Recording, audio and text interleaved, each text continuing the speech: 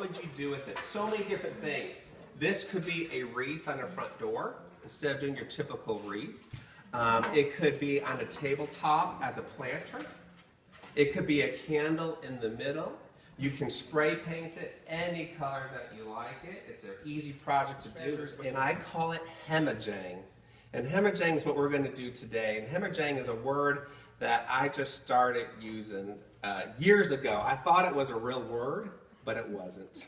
And I was filming a show in Kansas City, and at the very end, I'm like, all you got to do is just hemajang these things together. And they're like, stop, stop, stop. Everybody was completely exhausted.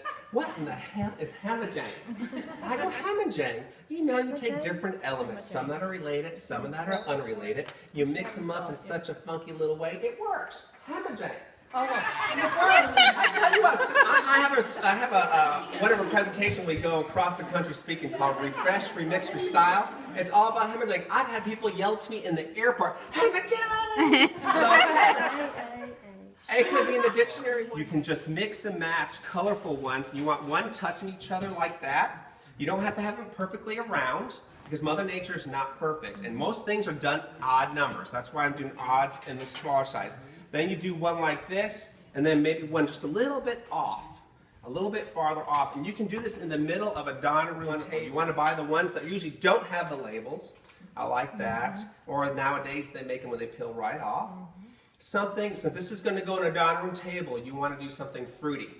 You really don't want to use too many fragrant candles around food because it hurts people's palate and they smell it. So look at it. You can put that in the middle just like that. You can put votive candles in the middle of this and it almost looks like lily pads floating. Take these out of the pot. I would if I wasn't in a nice house. And you can add other things. This is called tet-tet, which is a dwarf type of daffodil. Great bulb for the outside as well. What's great about these floral bulbs when you buy them is when you're done with them, you can bring them outside and plant them for years. Out of the pot, you can add your different type of flowers. This is one of my favorite flowers. It is the English primrose, which is absolutely wonderful. And the original English primrose had a long stem with a cluster on top. They've hybridized them to be lower. I still like the tall ones. The yellows, there's also an orange, are the fragrant ones. And when you smell them on a warm, sunny morning or sunny afternoon, it smells kind of like an orange. So all I do is hide all my roots, all my pots with my moss. It covers a lot of things. And then this is reindeer moss. Look at that. This is actually preserved. It will hold the color. And it comes in red, comes in purple, comes in fuchsia, comes in teal, comes in black, comes in orange. You can use it for Halloween, any color you want. It's soft, and I'll use some of that in the center to give a little touch of color. Otherwise, it's going to be a little bit too just dark green, and it changes the whole look. And now I have a beautiful display. So you can put that in the middle of the table.